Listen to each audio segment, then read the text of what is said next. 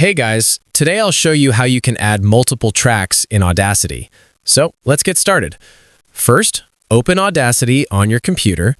Once the software is open, go to the top menu and click on File, then select Import and choose Audio. Now you can select 2 or more audio files that you want to add.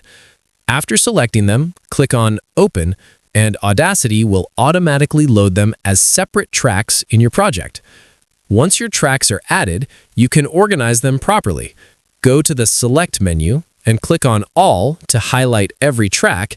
Then head over to the Tracks menu, click on Align Tracks, and choose Align End to End. This will place each track one after another so they play in sequence instead of overlapping. If you want to combine all tracks into a single audio file, keep everything selected by going to Select and clicking All again. Then go to the Tracks menu, click on Mix, and select Mix and Render. This will merge all your tracks into one final audio track. That's how you can easily add, arrange, and merge multiple tracks in Audacity for your editing projects. That's it. I'll be back with more in the next video.